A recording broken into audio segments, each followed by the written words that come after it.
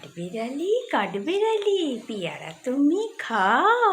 নিশ্চয়ই এই কবিতা আমরা সবাই জানি। তো আজকে আমি সেই কাঠবিড়ালির একটা গল্প তোমাদের বলবো। সেদিনকে সন্ধেবেলা দরজা টরজা দুপুরবেলা দরজা টরজা দিয়ে দিই। সন্ধেবেলা প্রচণ্ড মশা, যে কারণে দরজাগুলো সন্ধেবেলা দিয়ে দিই। তো সন্ধেটা উদরে গেছে, তো যথারীতি দরজাটা খুলেছি। দরজাটা যেই খুলেছি ফরফর ফরফর করে একটা কাঠবিড়ালি ঘরের মধ্যে ঢুকে এসেছে জানো। এবার আমি ভাবছি যে বাবা, কাঠবিড়ালি সন্ধেবেলা কোথা থেকে এলো। আমার ছেলে বলছে ওমা ওই ওপর থেকে নেমেছে, মনে হয় ওপরে বোধহয় বাসা করেছে, ওখান থেকে বোধহয় নেমেছে, হ্যাঁ হবে হয়তো। এইবার তাকে তো ভাই ঘর থেকে বার করবার জন্য মানে কত কাণ্ড করলুম, সে বেরুলো তো নাই।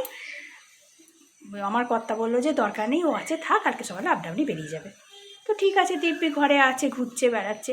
হঠাৎ করে সে কি সাংঘাতিক ডাকতে আরম্ভ করেছে গো।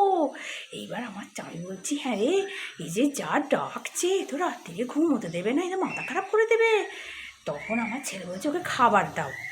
তো একটা বিস্কুটের টুকরো নিয়ে এসে যথারীতি দিয়েছি ছুঁড়ে। আমার ছেলে বলছে তুমি ওকে খাবার দিলে নাকি ওকে ছুঁড়ে বিস্কুট ছুঁড়ে মারলে?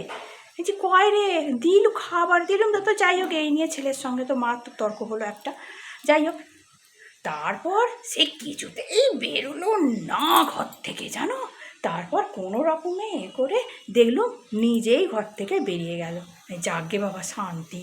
কি বিভৎস ডাক্য কাঠবিড়ালির, এই প্রথম শুনলুম। ভাবলুম না, এইটা তোমাদের সঙ্গে শেয়ার করতেই হবে।